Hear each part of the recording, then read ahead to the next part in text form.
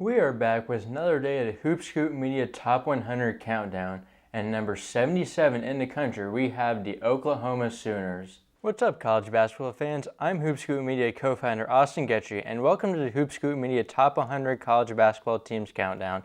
In this series, we'll be counting down our top 100 teams for next season and releasing a video every day until the college basketball season begins. If you enjoy this content, please subscribe to our YouTube channel and give our social medias a follow. Simple things like that help more college basketball fans like you enjoy our content. With that being said, enjoy the rest of the video and 99 other videos in this series. Porter Moser had a great tenure as head coach of Loyola Chicago, which led him to be hired by Oklahoma following Lon Kruger's retirement. However, things haven't been going amazing in Norman. As while Moser hasn't been terrible, he's gone 0 for 2 on making an NCAA tournament. Last year's team showed flashes, including destroying overall number 1 seed Alabama, but after that game struggled to win consistently. From last year's team, Moser had some pieces to replace. The Sooners lost a lot, notable players leaving being Grant Sherfield, who started his professional career, Tanner Groves, who exhausted his eligibility, Jalen Hill, who transferred to UNLV, and Jacob Groves, who transferred to Virginia. Those players were 4 of the Sooners' top 5 scorers last year and left Moser with lots of work to do over the offseason. The one top 5 scorer headed back to Oklahoma this season is rising sophomore Milos Uzan, who had a very impressive freshman season. Uzan had struggles here and there, but asserted himself as a high major starter. He shot over 40% from 3-point range and had an assist rate of 20.8%. He's a guy that I could see having a huge sophomore season. Moser looked to the portal to find the rest of Oklahoma's starting lineup, and he was able to get Siena guard Javian McCollum.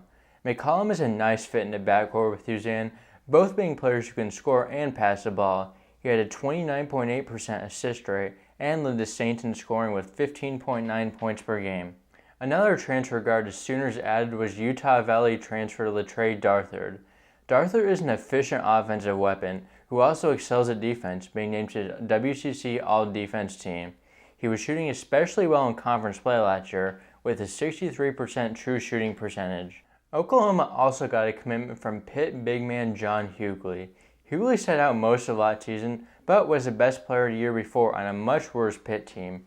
He was a go-to scorer for them and is also a high-level rebounder. They also landed Georgia Tech forward Jelon Moore. Georgia Tech wasn't good the past few years, but Moore brings some athleticism and defense that will translate at the high major level, but will need to continue to develop his offensive game. Oklahoma secured a commitment from Oregon Ring Rivaldo Soares. He wasn't too efficient with the Ducks, but was a starter last year and is a decent scorer from inside. The last transfer for the Sooners is Houston Christian guard Max Klanjek. Houston Christian wasn't that good, but Klanjek was on fire to end the season, scoring over 20 points in 8 of his last 9 games.